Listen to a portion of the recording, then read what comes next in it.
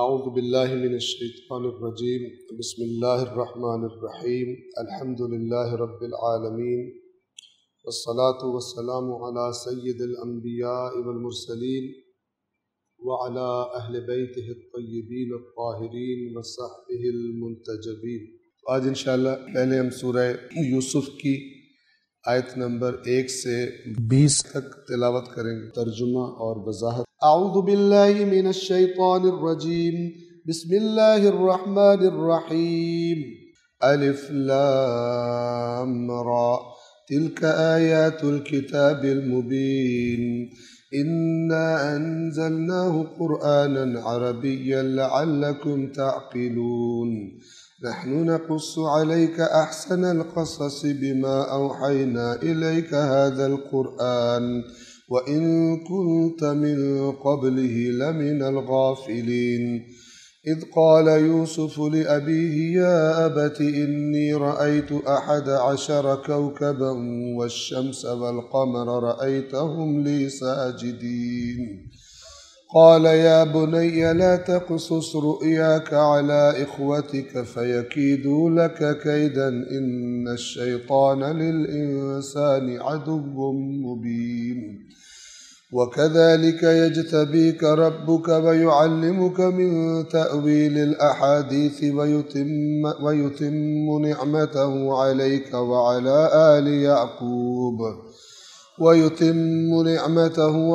وعلى آل يعقوب كما أتمها على أبويك من قبل إبراهيم وإسحاق إن ربك عليم حكيم لقد كان في يوسف وإخوته آيات للسائلين إذ قالوا ليوسف وأخوه أحب إلى أبينا منا ونحن عصبة إن أبانا لفي ضلال مبين اقتلوا يوسف أو اطرحوه أرضا يخل لكم وجه أبيكم وتكونوا من بعده قوما صالحين قال قائل منهم لا تقتلوا يوسف وألقوه في غيابة الجب يلتقطه بعض السيارة إن كنتم فاعلين قالوا يا أبانا ما لك لا تأمنا على يوسف وإنا له لناصحون أرسله معنا غدا يرتع ويلعب وإنا له لحافظون قال إني ليحزنني أن تذهبوا به وأخاف أن يأكله الذئب وأنتم عنه غافلون قالوا لئن أكله الذئب ونحن عصبة إنا إذا لخاسرون فلما ذهبوا به وأجمعوا أن يجعلوه في غيابة الجب وأوحينا إليه لتنبئنهم بأمرهم هذا وهم لا يشعرون وجاءوا أباهم عشاء يبكون قالوا يا أبانا إنا ذهبنا نستبق وتركنا يوسف عند متاعنا فأكله الذئب وما أنت بمؤمن لنا ولو كنا صادقين وجاءوا على قميصه بدم كذب قال بل سولت لكم أنفسكم أمرا فصبر جميل والله المستعان على ما تصفون وجاءت سيارة فأرسلوا واردهم فأدلى دلوه قال يا بشرى هذا غلام وأسروه بضاعة والله عليم بما يعملون وشروه بثمن بخس دراهم معدودة وكانوا فيه من الزاهدين. सूरह मुबारक यूसुफ मक्का में नाजिल हुई है اور اس کی آیات کو اگر دیکھا جائے تو پتہ چلتا ہے کہ ساری صورت ایک ہی مرتبہ میں نازل ہوئی، ٹکڑوں میں نازل نہیں ہوئی، ایک ربط ہے اس کی تمام آیات میں، اور ایک داستان، ایک بیان جاری ہے۔ سبب نزول کیا تھا سورہ یوسف کا؟ آپ کو معلوم ہے کہ جو یہودی تھے اور مشرک تھے یہ مل کر شروع سے رسول اللہ کے مخالف ہیں، تو یہودیوں کے کہنے پر مشرکین نے رسول اللہ کا امتحان لینا چاہا کہ دیکھیں کہ یہ نبی ہے کہ نبی نہیں ہے، اور سوال یہ کیا کہ حضرت یعقوب کی جو اولاد تھی بنی اسرائیل وہ مصر کیوں گئے؟ وہ تو کنعان میں رہتے تھے، وہ مصر میں کیوں گئے؟ کیونکہ یہودی جانتے تھے کہ اس تاریخ کا بالکل مکہ میں کوئی تذکرہ نہیں ہے، یعنی عرب کو اس تاریخ کا نہیں پتہ کہ بنی اسرائیل کیوں ہجرت کر کے مصر چلے گئے تھے۔ اور اگر یہ رسول جو اپنے آپ کو کہہ رہے ہیں یہ نہ بتا پائے تو پتہ چل جائے گا یہ اللہ کے رسول نہیں ہے، اور اگر انہوں نے بتا دیا اس کا مطلب ہے کہ یہ اللہ کے رسول ہیں، اگرچہ اللہ کے رسول نے بتا دیا لیکن یہ لوگ پھر بھی ایمان نہیں لائے۔ تو جب جناب رسول اللہ صلی اللہ علیہ وآلہ وسلم سے سوال کیا گیا بنی اسرائیل کیوں گئے تھے مصر، کیسے گئے تھے، کیا سبب بنا، تو یہ سورہ مبارکہ یوسف نازل ہوئی اور اس میں وہ مکمل داستان بیان کر دی گئی جس کے سبب پہلے یوسف مصر پہنچے تھے اور وہاں پر بیچ دیا گیا ان کو، اور پھر اللہ نے ان کو بلند مقام عطا فرما دیا، اور اس کا نتیجہ کیا نکلا کہ بعد میں حضرت یعقوب اور سارے ان کے بھائی بنی اسرائیل مصر میں ہجرت کر کے آ گئے اور پھر وہاں پر رہنے لگے۔ رحمان رحیم اللہ کے نام سے۔ آیت نمبر 1، الف لام را تلک آیات الکتاب المبین۔ الف لام را حروف مقطعات از اسرار الہی، یہ روشن کتاب کی آیات ہے۔ مبین جو خود روشن ہو اور دوسری چیزوں کو بھی روشن کر دے، کتاب کی صفت کے طور پر یہ لفظ آیا۔ بس قرآن کو کتاب مبین کہا جا رہا ہے کہ یہ اس روشن کتاب کی آیات۔ آیت نمبر 2،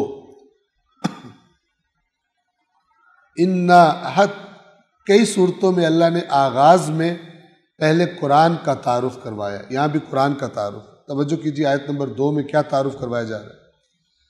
انا انزلناہ قرآنا عربیا لعلکم تعقلون، یقیناً ہم نے اسے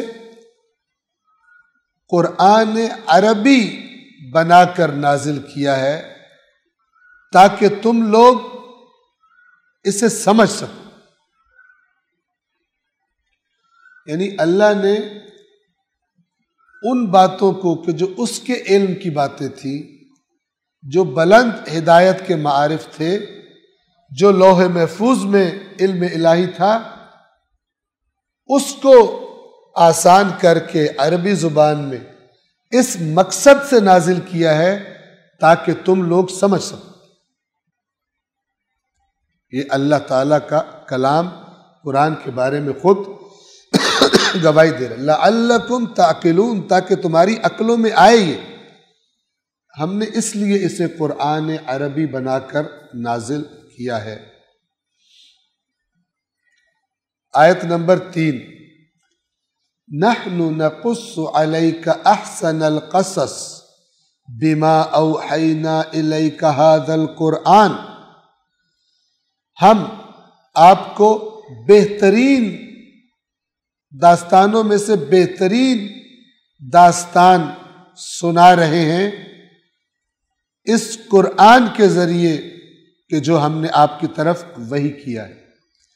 اس قرآن کی وحی کے ذریعے اے رسول ہم آپ کو احسن القصص بہترین داستان سنا رہے ہیں۔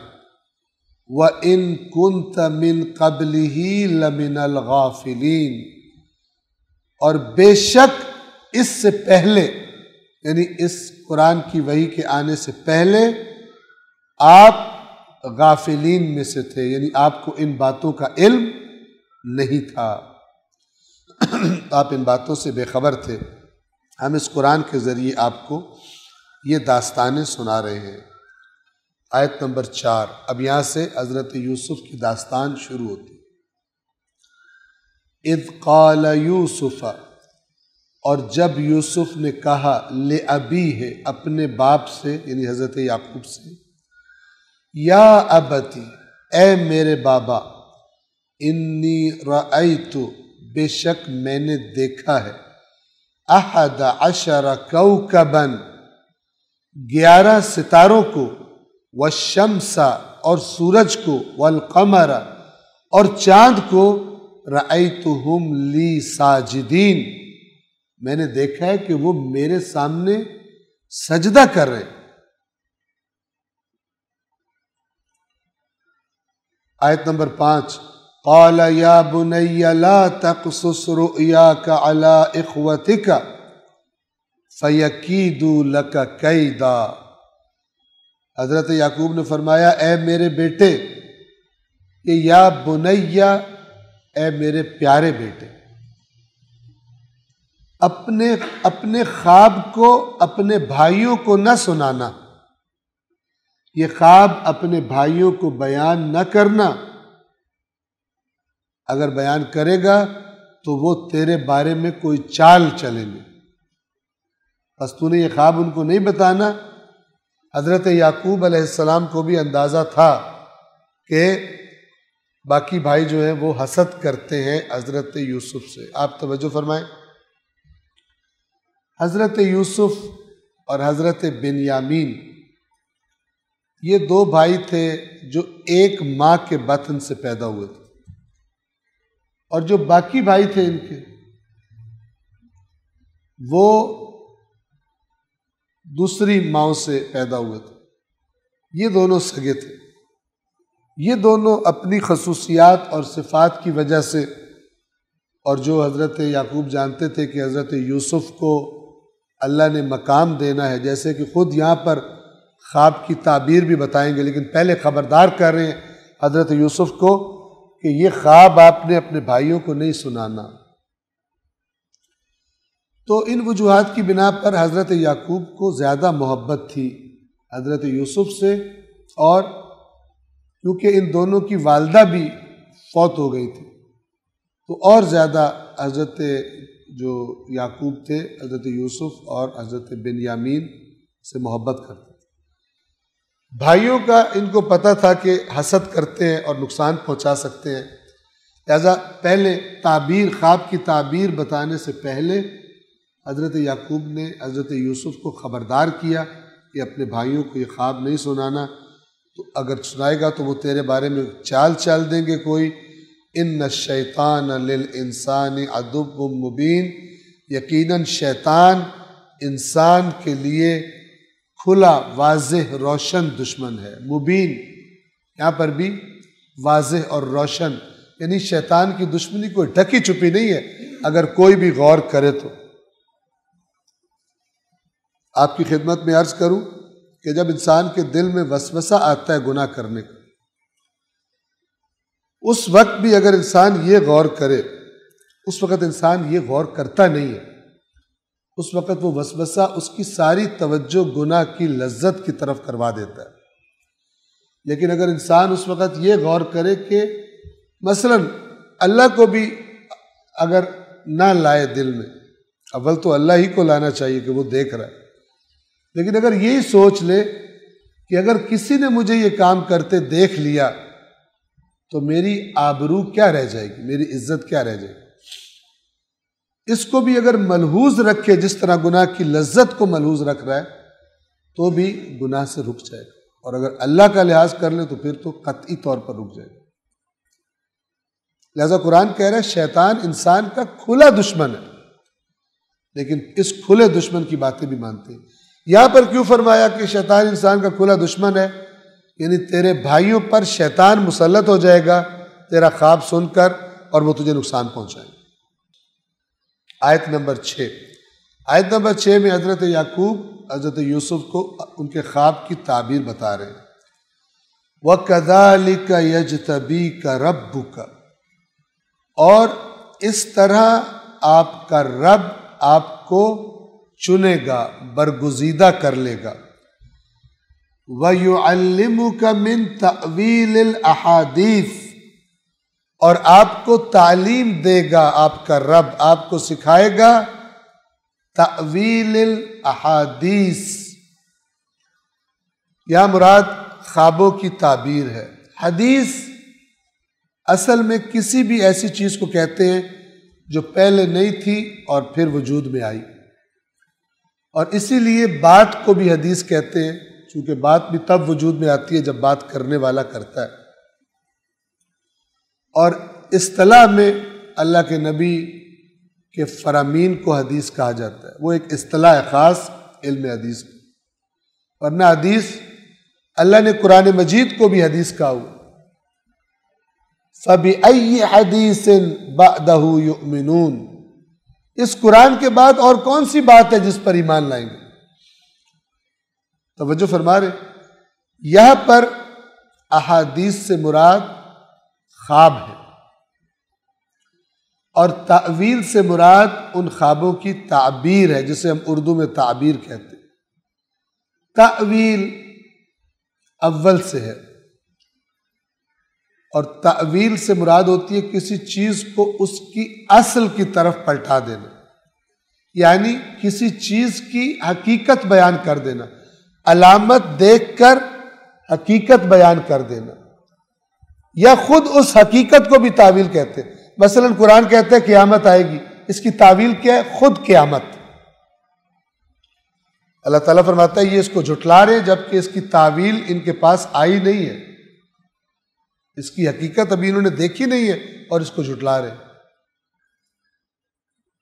بس تعویل کسی چیز، کسی علامت کو دیکھ کر وہ علامت کس حقیقت کی طرف اشارہ کر رہی ہے وہ حقیقت بیان کرنا، یہ تعویل ہے۔ یہ صحیح بھی ہوتی ہے اور یہ غلط بھی ہوتی ہے۔ توجہ فرمائیے، غلط تعویل بھرمار ہے۔ یہ جو آپ دیکھتے ہیں قرآن آپ پڑھیں گے تو آپ کو آیت کا ایک معنی سمجھ آئے گا، اور پھر اچانک آپ سے کہا جائے گا یہ مراد نہیں ہے، یہ مراد ہے۔ یہ تعویل کہلاتی ہے، آیت کی مراد بیان کر۔ اب اگر صحیح مراد بیان کی جا رہی ہے تو وہ صحیح ہے، اور اگر اصلاً آیت کا معنی ہی چینج کر دیا جائے تو یہ غلط تعویل۔ اور اس کی تشخیص کی صلاحیت اس کے اندر پیدا ہوتی ہے جو اللہ کی کتاب کے ساتھ انس پیدا کر لے، مانوس ہو جائے قرآن کے مزاج سے۔ جتنا جتنا قرآن سے قرب ہوتا جائے گا اتنی اتنی تشخیص کی صلاحیت بڑھتی جائے گی، اور جتنا جتنا قرآن سے دور ہے، جیسا کہ اکثر امت دور ہے، اور جن کو قریب کرنا چاہیے تھا امت کو قرآن کے، انہوں نے امت کو قریب نہیں کیا، لہذا وہ جو مرضی کوئی آ کے مراد بیان کر دے، اور وہ مراد ہو بھی لوگوں کی فکر کے مطابق، لوگوں کے تمایلات کے مطابق وہ تعویل ہو تو اور خوشی سے قبول کرتے ہیں اور داد عطا کرتے ہیں۔ بس تعویل الاحادیث یعنی خوابوں کی تعبیر، اور اس طرح آپ کا رب آپ کو برگزیدہ کرے گا اور آپ کو خوابوں کی تعبیر سکھائے گا۔ وَيُتِمُّ نِعْمَتَهُ عَلَيْكَ، اور وہ اللہ آپ کی نعمت، آپ کا رب اپنی نعمت آپ پر تمام کرے گا، یعنی آپ کو سب کچھ عطا کر دے گا۔ وَعَلَىٰ آلِ یعقوب، اور آل یعقوب پر بھی، کیونکہ حضرت یوسف خود بھی تو آل یعقوب ہے، یعنی یہ نعمتیں جو اللہ دے گا یہ آل یعقوب کے لیے باعث شرف ہوگا، ان پر نعمتیں تمام کرے گا۔ کما اتمہا علی ابویک من قبل ابراہیم و اسحاق، جیسے اس سے قبل آپ کے آبا، ابوئی دیکھیں آبا لفظ ہے اب کہتے ہیں باپ کو، ابوان دو باپ، اور آبا یعنی بہت سارے باپ، لیکن یہ مراد آبا و اجداد ہوتے ہیں، انسان کا باپ تو ایک ہی ہوتا ہے جس کی صلب سے انسان پیدا ہوتا ہے، اگرچہ مجازن استاد کو باپ کہتے ہیں۔ حدیث کے مطابق جو اپنی بیٹی کا رشتہ دیتا ہے کسی کو وہ بھی باپ ہوتا ہے اس کا، یعنی سسر، لیکن یہ حقیقت یہ مجازی ہے۔ حقیقت میں کون باپ ہے؟ جس کی صلب سے، جس کے نطفے سے وہ بچہ جو ہے وہ پیدا ہوتا ہے۔ یہاں پہ فرمایا کہ جیسے اس سے قبل آپ کے دو باپ، مراد کون سے؟ ابراہیم و اسحاق، جیسے ان پہ اللہ نے اپنی نعمت تمام کی تھی، یعنی حضرت یعقوب نے اپنے والد اسحاق کا نام لیا اور اپنے دادا ابراہیم کا نام لیا، انکساری کی وجہ سے اپنا نام بھی نہیں لیا، حالانکہ حضرت یعقوب پر بھی اللہ کی نعمت تھی، اللہ کے نبی تھے، لیکن یہ عاجزی اور انکساری کا انداز ہوتا ہے کہ انہوں نے اپنا نام ہی نہیں لیا، حضرت ابراہیم کا نام لیا، اپنے دادا کا اور اپنے والد حضرت اسحاق کا۔ تو فرمایا جس طرح اللہ نے ان پر احسانات کیے تھے، اپنی نعمتیں تمام کی تھی، اللہ آپ پر بھی اپنی نعمتوں کو تمام کرے گا۔ ان ربک علیم حکیم، بے شک تیرا رب خوب علم رکھنے والا اور خوب حکمتوں والا ہے۔ آیت نمبر 7 میں اللہ تعالیٰ فرماتا ہے لَقَدْ كَانَ فِي يُوسُفَ وَإِخْوَتِهِ آيَاتٌ لِلسَّائِلِينَ، بے شک یوسف اور اس کے بھائیوں میں سوال کرنے والوں کے لیے نشانیاں ہیں۔ یہ سوال کرنے والوں سے کون لوگ مراد ہیں؟ جنہوں نے آ کے پوچھا تھا کہ بنی اسرائیل کیوں گئے، بنی اسرائیل مصر میں کیوں گئے تھے۔ اب اللہ تبارک و تعالیٰ نے فرمایا ان سائلین کے لیے بھی نشانی ہے، جب آپ بتا دیں گے آپ کی نبوت کی نشانی ہوگی یہ تو اس علاقے میں عرب میں کسی کو نہیں پتہ اس تاریخ کا، ان واقعات کا، ایک۔ اور دوسرا اس داستان میں بہت سارے ایسے معارف، بہت ساری ایسی چیزیں بیان کر دی جائیں گی کہ جن کے بارے میں لوگ سوال کرتے ہیں، وہ بھی اس داستان کے ضمن میں اللہ تبارک و تعالی بیان فرما دے گا۔ یوسف اور ان کے بھائیوں کا قصہ۔ صلوات پڑھیں محمد والے۔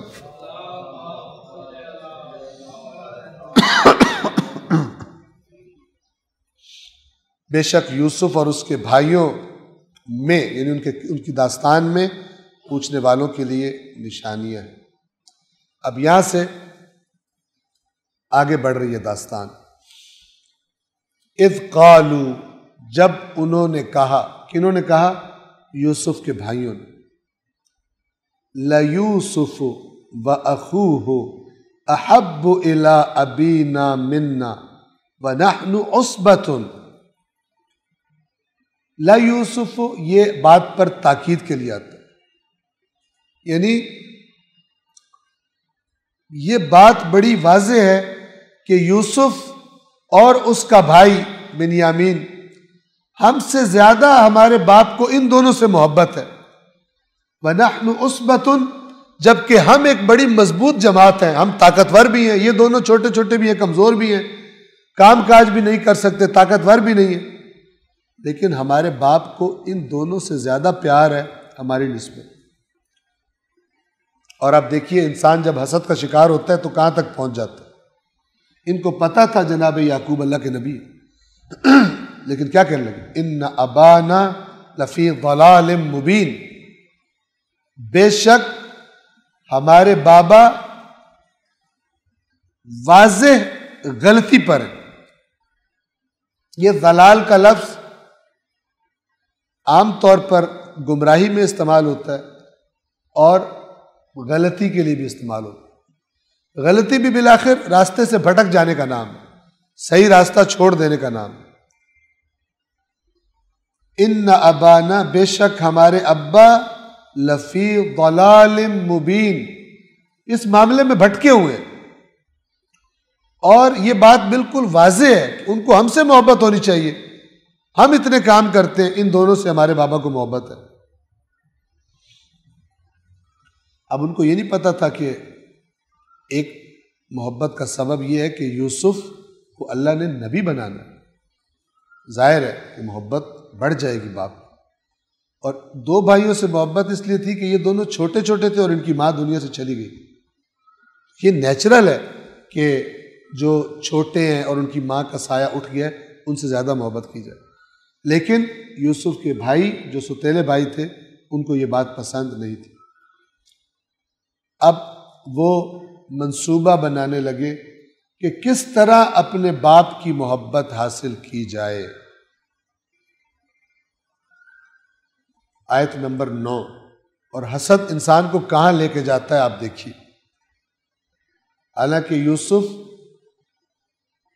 انہی کے باپ کا بیٹا ہے، بھائی ہے، کہنے لگے اقتلوا یوسف او اطرحوہ ارضا، یوسف کو قتل کر دو یا کسی سرزمین میں پھینک دو۔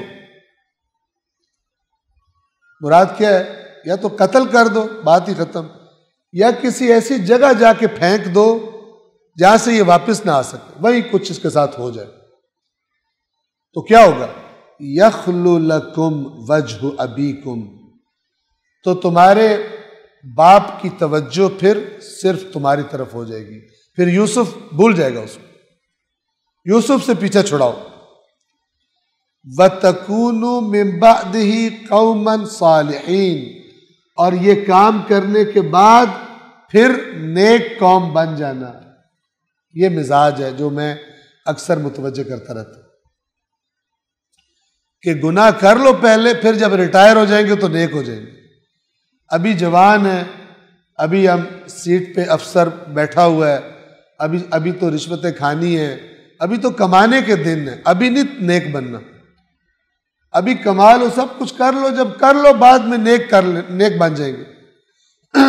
یہ یوسف کے بھائی پلان کر رہے ہیں، یوسف کو قتل کر دو اور اس کو کسی زمین پہ جا کے پھینک آؤ تاکہ والد صاحب تم سے محبت کرنے لگے، تمہاری طرف توجہ ہو جائے ان کی صرف، اور یہ اتنا بڑا جرم کرنے کے بعد، اپنا مقصد حاصل کرنے کے بعد، وَتَكُونُوا مِن بَعْدِهِ قَوْمًا صَالِحِينَ، اور اس سارے کام کو، کاروائی کو کرنے کے بعد نیک قوم بن جانا، پھر نیک ہو جانا،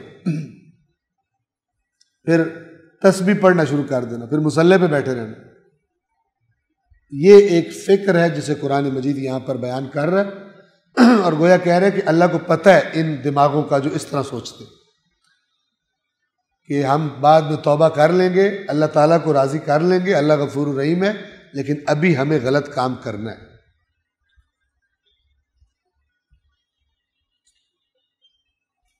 توجہ فرمائیں،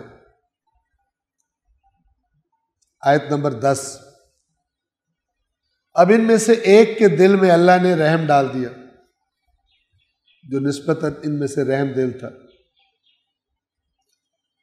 اور یہاں سے یہ بھی آپ دیکھیں کہ انسان کے دوستوں میں اس کی جو گیدرنگ ہوتی ہے، اس کی محفل ہوتی ہے، اس میں اگر کوئی اچھا انسان ہو کتنا فائدہ ہوتا ہے۔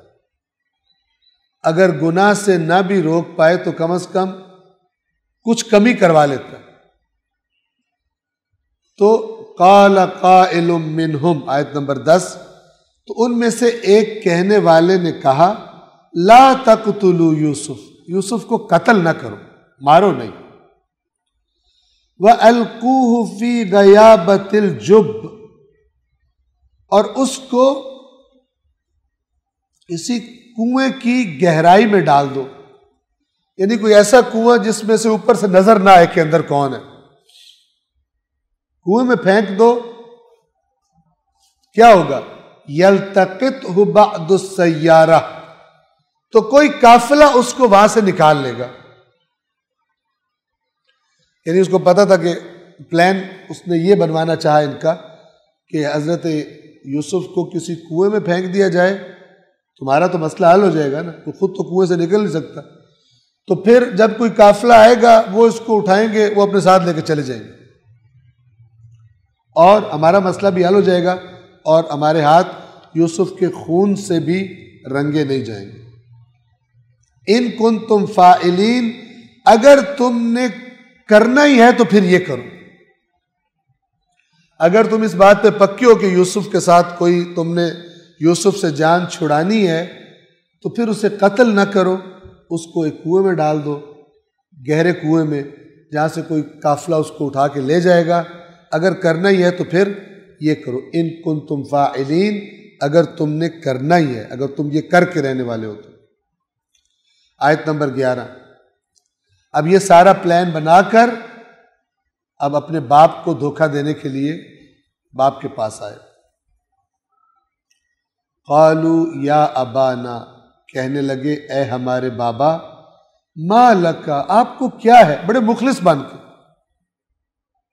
آپ کو کیا ہے، لا تأمنا علی یوسف، آپ یوسف کے بارے میں ہم پہ اعتماد ہی نہیں کرتے. وَإِنَّا لَهُ لَنَاصِحُونَ، اور جب کہ ہم تو یقیناً یوسف کے خیر خواہ ہیں، ہمارا بھائی ہے چھوٹا، ہم اس کے خیر خواہ ہیں، لیکن آپ ایسا لگتا ہے ہم پر آپ کو اعتماد ہی نہیں ہے، آپ یوسف کو ہمارے ساتھ کبھی کھیلنے کے لیے بھیجتے ہی نہیں ہیں. یہ اب خلوص کا لبادہ اوڑھ کر آئے، باپ کو دھوکہ دے کر یوسف کے بارے میں اپنے پلان پر عمل کرنے کے. آیت نمبر 12 میں اپنا مطالبہ پیش کیا. پہلے باپ کے جذبات کو بھڑکایا کہ بچے آ کے کہہ رہے ہیں ہمارا بھائی ہے، ہم اس کے خیر خواہ ہیں، آپ کیوں نہیں ہم پر اعتماد کر رہے. اور اگلی آیت میں مطالبہ ان کا، ارسلہ معنا غدا، کل آپ اس کو ہمارے ساتھ بھیجیں، یرتع و یلعب، کھائے پیے اور کھیلے کودے. کیا آپ اس کو ہر وقت گھر میں بٹھائے رکھتے ہیں؟ ہمارے ساتھ بھیجے، کھائے پیے گا، کھیلے کودے گا. یرتع اصل میں کہتے ہیں جانور کے چرنے کو، اصل معنی یہ، لیکن خوب کھانا پینا اس کے لیے، انسان کے لیے بھی استعمال ہو جاتا ہے. خوب کھائے پیے گا، کھیلے کودے گا. وَإِنَّا لَهُ لَحَافِظُونَ، اور بے شک ہم یقیناً، تاکیدوں کے ساتھ کہا کہ ہم اس کی حفاظت کریں گے، ہم اس کی حفاظت کرنے والے. اس پر اتنی تاکید کی، ادھر سے باپ کے جذبات سے کھیلا کہ آپ کیوں نہیں ہم پر اعتماد کرتے یوسف کے بارے میں، آپ کو کیا ہے، ان کو پریشر میں لائے. اور دوسری طرف سے کہا کہ آپ بھیجیں ہمارے ساتھ کھیلے کودے، اور پھر تاکیدیں کی کہ ہم اس کے محافظ ہیں، ہم یوسف کی پوری حفاظت کریں گے، اس کے ساتھ کوئی مسئلہ درپیش نہ آئے. آیت نمبر 13. قال، حضرت یعقوب نے، اب بچوں نے بات ایسے کی بیٹوں نے کہ انکار کرنا بھی مشکل ہو گیا. کس بات پر انکار کریں؟ لیکن فرمایا کیا؟ قال، یعقوب نے کہا، انی لیحزننی ان تذهبوا به، مجھے یہ بات یقیناً غم زدہ کر رہی ہے کہ آپ اس کو لے جاؤ، یوسف کو ساتھ لے جاؤ گے. وَأَخَافُ أَن يَأْكُلَهُ الذِّئْبُ، اور مجھے خوف ہے کہ بھیڑیا اسے کھا جائے گا. یہ تو چھوٹا سا ہے، تمہیں غفلت ہوگی، یہ بھیڑیا اسے کھا جائے گا. وَأَنْتُمْ عَنْهُ غَافِلُونَ، جب تم اس سے غافل ہوگے تو، یعنی تم اپنے کاموں میں لگ جاؤ گے جو تمہارے کام ہیں، اور اس سے غافل ہو جاؤ گے، اور جنگل میں مثلا کوئی بھیڑیا یوسف کو کھا جائے گا. اس بات سے میرا دل غمگین ہوا جا رہا ہے. یعنی گویا یعقوب ادھر سے اپنے بچوں کی بات کے پریشر میں، ادھر سے یوسف کی محبت اجازت نہیں دے رہی اور یہ بات کہہ رہے۔ 14 قالوا لئن أكله الذئب ونحن عصبة إنا إذا لخاسرون۔ اب حضرت یعقوب کو اعتماد دلایا، کہنے لگے اگر یوسف کو بھیڑیا کھا جائے جبکہ ہم اتنی مضبوط جماعت ہیں تو پھر تو ہمارے ہاتھ پلے ہے ہی کوئی نہیں، پھر تو ہم ہیں ہی کسی قابل نہیں۔ انا اذا لخاسرون، تب تو ہم خسارہ اٹھانے والوں میں سے ہو جائیں گے۔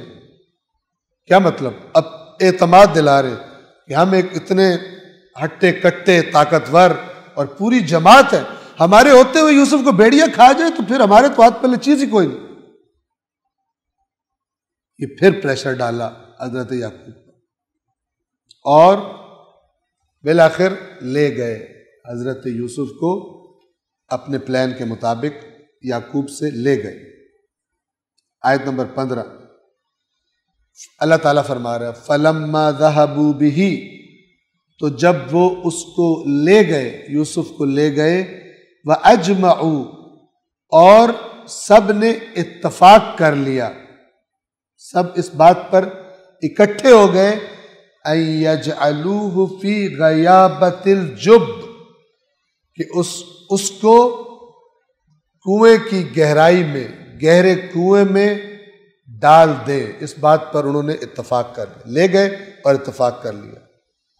وَأَوْحَيْنَا إِلَيْهِ، اور ہم نے یوسف کی طرف وحی کی، لَتُنَبِّئَنَّهُمْ بِأَمْرِهِمْ هَذَا، کہ یوسف پریشان مت ہو، یہ جو کر رہے ہیں ایک دن ان کی اس حرکت کے بارے میں تو انہیں بتائے گا۔ آج یہ تیرے ساتھ جو ظلم کر رہے ہیں، زیادتی کر رہے ہیں، دھوکہ دے رہے ہیں، ایک دن آئے گا کہ جب انہی بھائیوں کو تو ان کی یہ حرکت یاد دلائے گا کہ تم نے میرے ساتھ کیا کیا تھا۔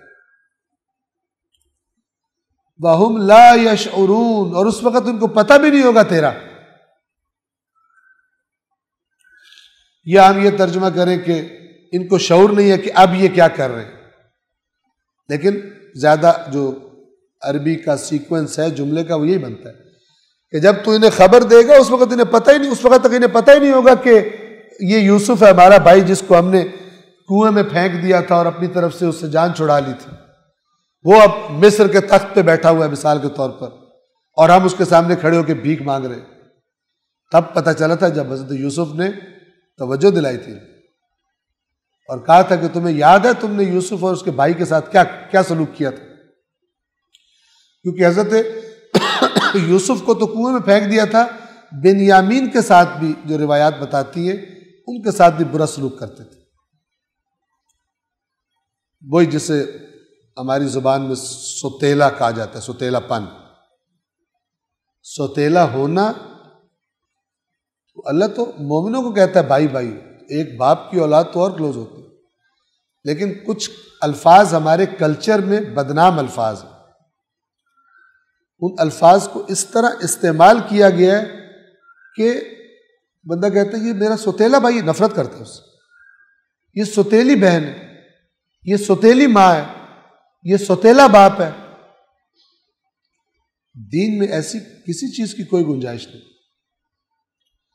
لفظ سوتیلا ایک ایسی غلط چیز ذہن میں ڈال دیتا ہے کیونکہ یہ لفظ اسلامک کلچر کی پیداوار نہیں ہے، یہ لفظ غیر مسلم ہندو کلچر کی پیداوار ہے، سوتیلا ہونا اور یہ ہونا۔ تو اس لفظ سے بندے کو یوں لگتا ہے کہ جو بھی سوتیلا اس سے نفرت کرنی ہے، حالانکہ دین اسلام میں ایسی کوئی گنجائش موجود نہیں کہ صرف اس لیے کہ وہ سوتیلا ہے یا سوتیلی ہے تم اس سے محبت نہ کرو اور سگے کی طرح اس کا احساس نہ کرو، یہ دین نہیں کہتا۔ آپ انہیں ان کے اس کام کے بارے میں ضرور بتائیں گے جبکہ انہیں پتہ بھی نہیں ہوگا، شعور بھی نہیں ہوگا۔ آیت نمبر 16 یوسف کو کنویں میں پھینک دینے کے بعد اب یہ روتے روتے اپنے والد کے پاس آئے شام۔ وَجَاءُوا أَبَاهُمْ عِشَاءً يَبْكُونَ، اور یہ آئے اپنے باپ کے پاس رات کے وقت گریہ کرتے ہوئے۔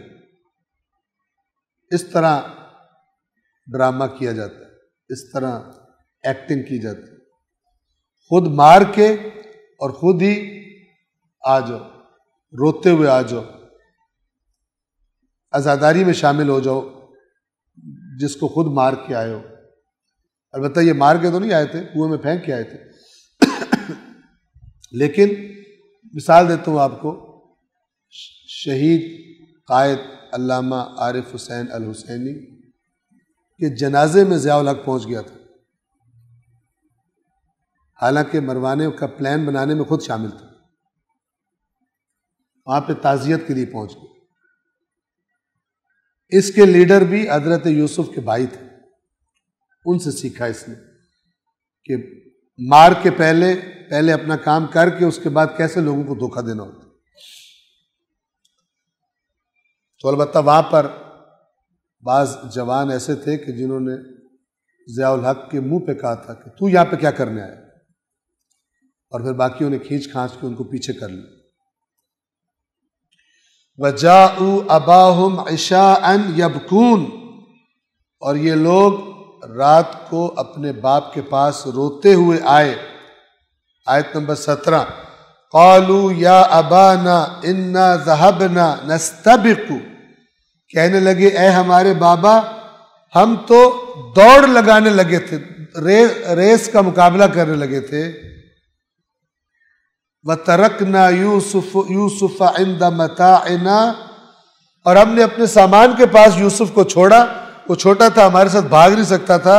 فَأَكَلَهُ الذِّئْبُ، تو بھیڑیا اس کو کھا گیا۔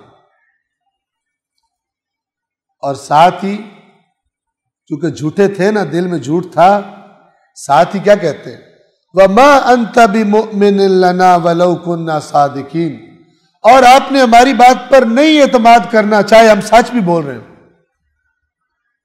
جھوٹا زیادہ یقین دلاتا ہے سچے کی نسبت،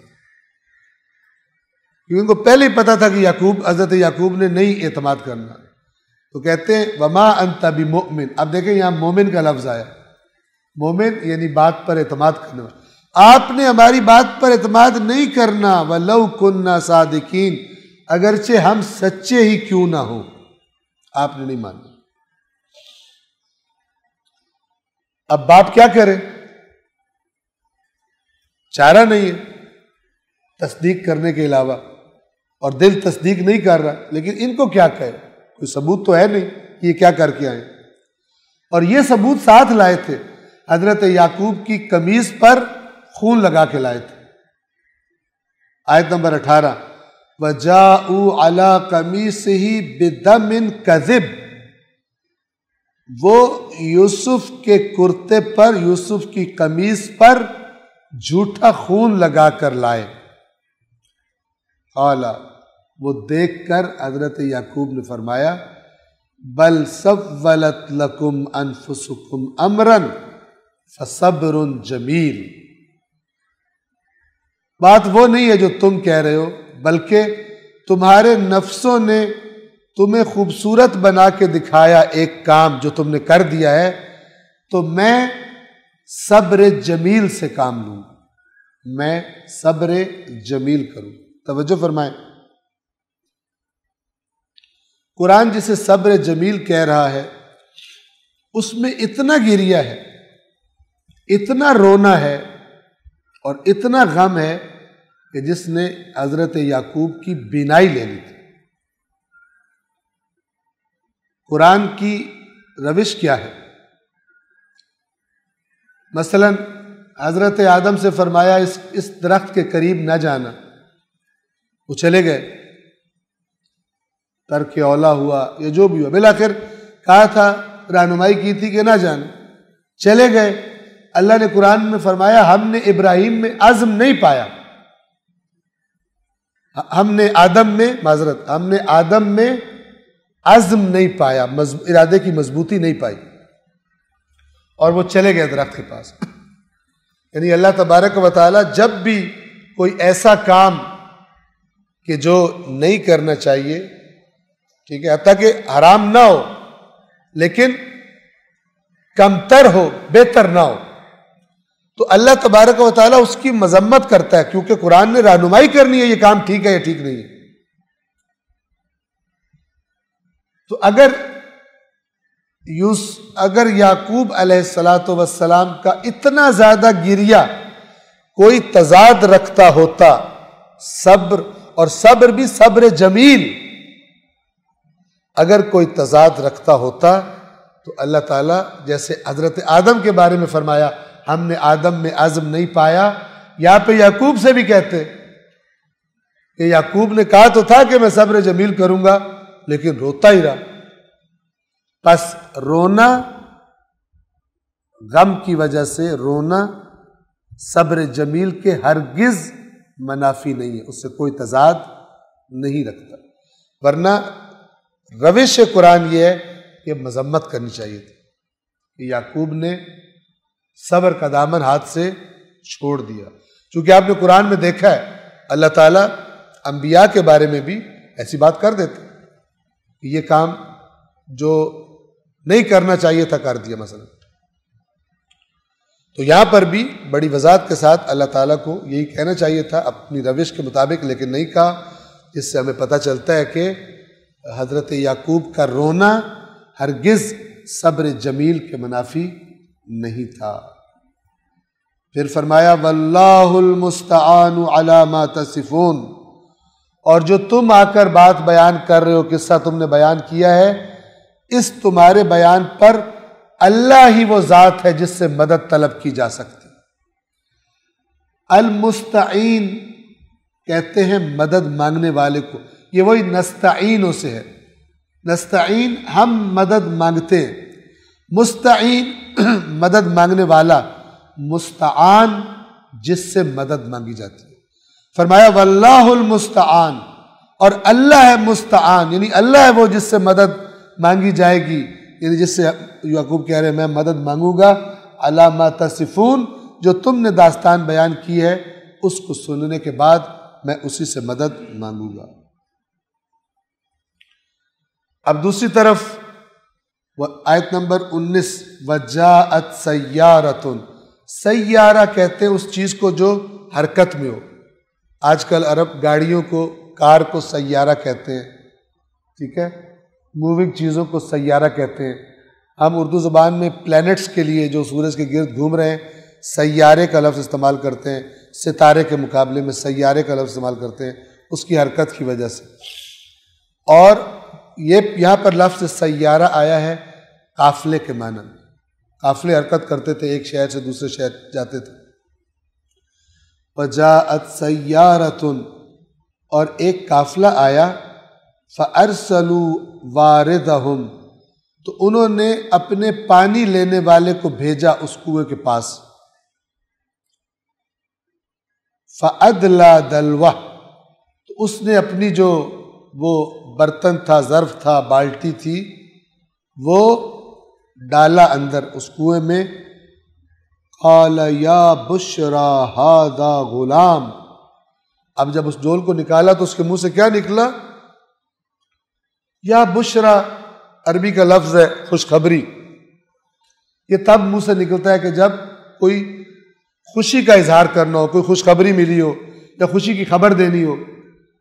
تو اس نے قافلے والے کے منہ سے، اس جس نے بالٹی نکالی تھی اس کے منہ سے نکلا، ترجمہ یہاں پر کیا گیا ہے کیا خوب، یہ تو ایک لڑکا ہے، یعنی پانی کی جگہ یہ لڑکا آ گیا۔ وَأَسَرُّوهُ بِضَاعَةً، اور انہوں نے یوسف کو اپنے سامان میں چھپا لیا تاکہ جا کر بیچ دیں گے، پیسے بنائیں گے۔ وَاللَّهُ عَلِيمٌ بِمَا يَعْمَلُونَ، اور اللہ اچھی طرح جانتا تھا کہ وہ کیا کر رہے تھے، یعنی وہ سمجھ رہے تھے کہ ہم نے تو اس کو بیچنا ہے اور اپنے پیسے بنانے ہیں، اور اللہ کو پتا تھا کہ یہ یوسف کو وہاں لے کے جا رہے ہیں جہاں اللہ نے اس کو بہترین نعمتیں عطا کرنی۔ آیت نمبر 20 وَشَرَوْهُ بِثَمَنٍ بَخْسٍ دَرَاهِمَ مَعْدُودَةٍ، اور انہوں نے اسے بیچ دیا چند درہموں کے عوض، گنتی کے تھوڑے سے درہم لے کر انہوں نے یوسف کو بیچ دیا۔ وَكَانُوا فِيهِ مِنَ الزَّاهِدِينَ،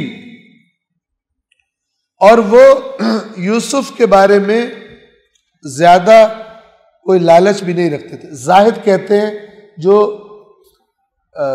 کسی چیز میں رغبت نہ رکھتا ہو، اسے زاہد کہتے ہیں۔ انہیں یوسف میں کوئی خاص رغبت نہیں تھی۔ کس لیے؟ البتہ یہاں پر بعض روایات یہ بھی آئی ہیں کہ جب وہ کنویں سے نکالا انہوں نے یوسف کو تو بھائی پہنچ گئے اور انہوں نے کہا کہ یہ تو ہمارا بھاگا ہوا غلام ہے، تو تم اسے ہم سے خرید لو، تو بھائیوں نے یوسف کو ان کو بیچ دیا، یہ روایت ہے۔ لیکن جو آیات قرآن کو اگر آپ توجہ فرمائیں تو اس ورژن کی تائید نہیں کر رہے۔ اب یہاں پہ قرآن کہہ رہا ہے کہ پہلے قرآن نے کیا فرمایا، انہوں نے اپنے سامان میں چھپا لیا۔ چھپایا کیوں بھلا؟ کسی کو پتہ نہ چلے یہاں سے ہم کچھ لے کے جا رہے ہیں، یہاں سے ہم نے لڑکا پکڑا۔ اگر انہوں نے مالکوں سے خریدا ہوتا تو کیوں چھپاتے؟